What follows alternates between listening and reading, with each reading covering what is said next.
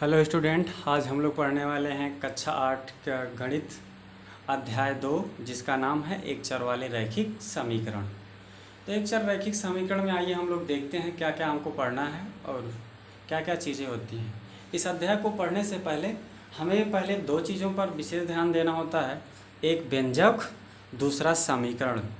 व्यंजक क्या होता है और समीकरण क्या होता है।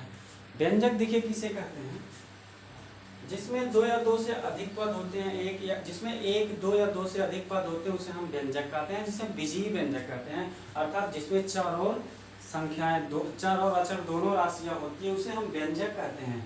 समीकरण भी उसी को कहते हैं जिसमें चर अचर हो, लेकिन दोनों में जो डिफरेंस होता है, व्यंजक में बराबर का चिन्ह नहीं लगा होता। जैसे व्यंजक को कहते हैं 2x + 3, ये व्यंजक है। 3y + 5 ये व्यंजक है। 2x + 3y, 3x + 3y ये व्यंजक है। लेकिन समीकरण की बात अगर होगा तो हो जाएगा क्या, 3x + 2 = 0। तो समीकरण का मतलब होता है, मेन पहचान क्या है, समीकरण अगर होगा तो यहाँ बराबर का चिन्ह जरूर लगा होता है। जिसमें बराबर का चिन्ह लगा होता है उसे समीकरण, जिसमें बराबर का चिन्ह नहीं लगा होता उसे हम बीजीय व्यंजक या व्यंजक कहते हैं। तो उम्मीद करते हैं अब आपको व्यंजक और समीकरण समझ में आ गया होगा। दूसरी भाषा में समझिए व्यंजक क्या होता है। अगर ऐसे लिखा है ax + by + c, तो ये क्या कहलाएगा, व्यंजक होगा। लेकिन अगर लिखा है ax + by + c = 0, तब इसे बोलते हैं समीकरण। अब उम्मीद करते हैं समीकरण और व्यंजक में अंतर आपको समझ में आ गया होगा। इसमें जो, और इसके बाद देखिए रैखिक समीकरण किसे कहते हैं। रैखिक जिस समीकरण की घात, समीकरण की अधिकतम घात, समीकरण के चर की अधिकतम घात 1 होती है, उसे हम रैखिक समीकरण कहते हैं। रैखिक समीकरण किसे कहते हैं, जिस समीकरण में चर की अधिकतम घात 1 होती है उसे हम रैखिक समीकरण कहते हैं। तो इस रैखिक समीकरण में, इस चैप्टर का नाम ही है एक चर वाले रैखिक समीकरण। एक बार हम बता देते हैं चर किसे कहते हैं। ए से लेकर जेड तक सभी अक्षर को चर तथा 1 से लेकर अनंत तक की गिनती को, 0 से लेकर अनंत तक की गिनतियों को क्या कहते हैं, अचर राशि। यानी सीधे सीधे समझिए, अक्षर चर होते हैं और संख्याएं अचर होती हैं। तो यहाँ पे एक चर वाले रैखिक समीकरण हम लोग पढ़ रहे हैं। तो इसमें हमको जो चीज पढ़ना है कि समीकरण को कैसे हल करना है। तो दिए गए समीकरण को हल करने की दो विधि है। पहला विधि को पक्षांतर विधि कहते हैं, पक्षांतर द्वारा समीकरण को हल करना। और दूसरा होता है गुणा भाग जोड़ घटाव की संक्रिया करके, या इसी का दूसरा नाम होता है संतुलन द्वारा। यानी समीकरण को कैसे हल करना, एक तो तरीका है संतुलन करके और दूसरा तरीका है पक्षांतर विधि द्वारा। तो आपसे जिस विधि द्वारा वो कहे हल करने के लिए, आप उस विधि का प्रयोग करके उसका मान निकाल सकते हैं। पक्षांतर का नियम क्या कहता है, पक्षांतर में देखिए होता क्या है कि एक समीकरण होता है, समीकरण के पहले वाले को एक पहला पक्ष, बाद वाले को दूसरा पक्ष कहते हैं। दो पक्ष होता है, एक समीकरण के पहले, एक समीकरण के बाद। तो होता क्या है, क्योंकि पक्षांतर का मतलब होता है कि कोई भी संख्या एक साइड से दूसरी साइड जा रही है। अगर कोई भी संख्या एक साइड से दूसरी साइड जाती है, अगर प्लस है पहले साइड से दूसरी साइड जाएगी, अगर प्लस है तो माइनस हो जाएगा, अगर दूसरे से पहले में आएगी तो माइनस है तो प्लस। सीधे प्लस है तो माइनस, माइनस है तो प्लस, गुणा है तो भाग, भाग है तो जोड़, प्लस है तो माइनस, गुणा है तो भाग, माइनस है तो प्लस और भाग है तो गुणा।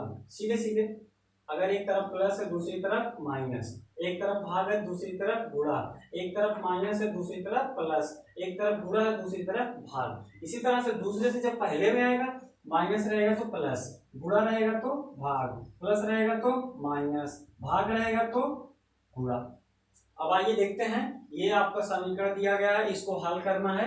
पहले हम पक्षांतर विधि द्वारा हल करते हैं इसको। पक्षांतर विधि में क्या करना होता है, चर वाले राशि को एक तरफ कर दीजिए और संख्या को दूसरी तरफ भेज दीजिए।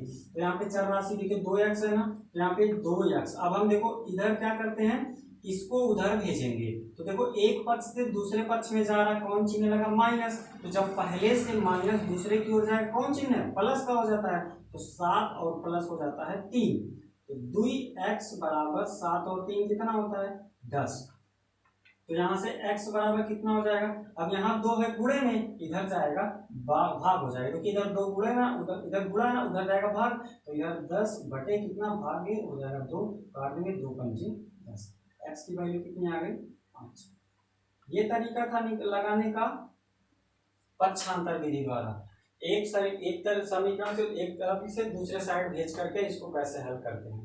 अब इसी को हम देखते हैं संतुलन के द्वारा, यानी गुणा भाग जोड़ घटाव करके कैसे निकालते हैं। तो चर वाला एक तरफ ही सेम टू सेम ऐसे ही रहेगा, बट दोनों पक्षों में 3 जोड़ने पर 2x - 3 + 3 बराबर 7 + 3, क्या करेंगे दोनों पक्षों में 3 जोड़ने पर। कैसे पता जोड़ना है कि गुणा करना है कि भाग करना है कि घटाव करना है।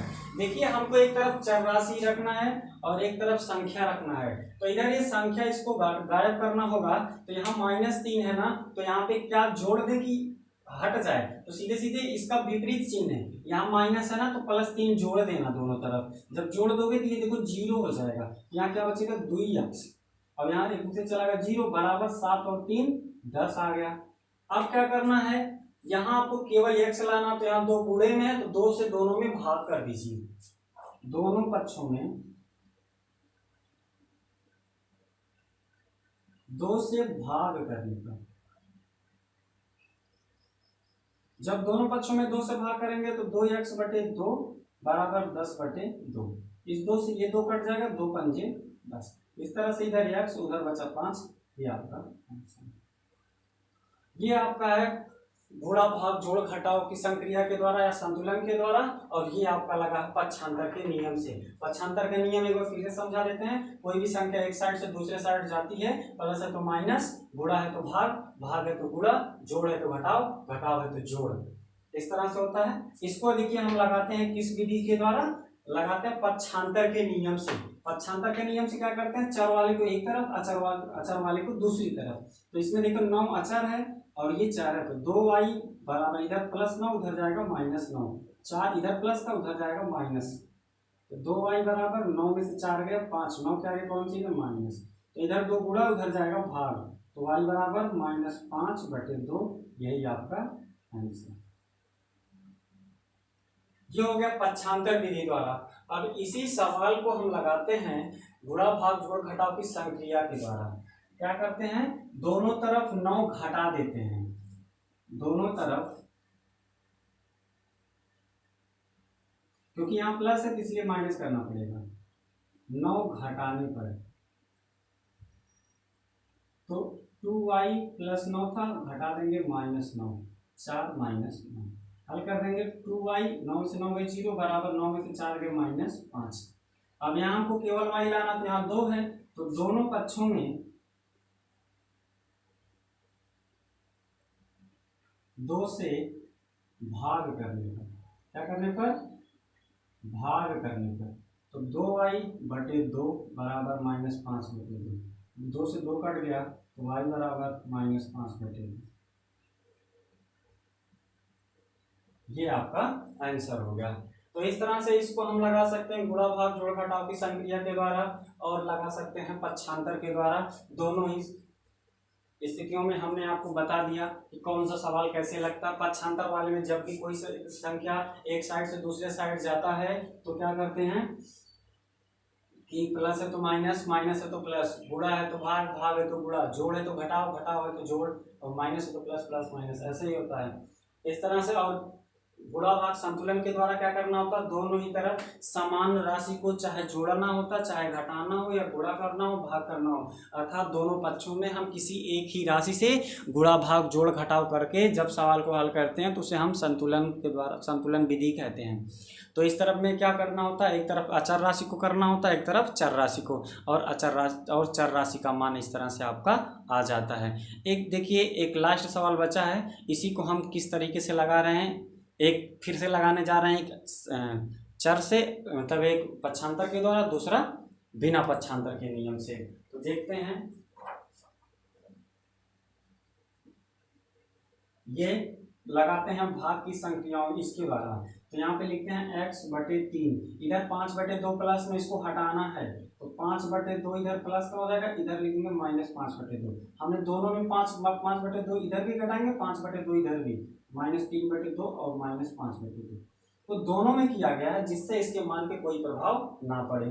-5/2 दोनों में घटा दिए तो इधर आ गया x/3, लेकिन ये देखो कट के आ जाएगा 0, ये कट गया तो बचा क्या, यहाँ हर बराबर है तो दोनों जुड़ जाएगा, -3 -5/2।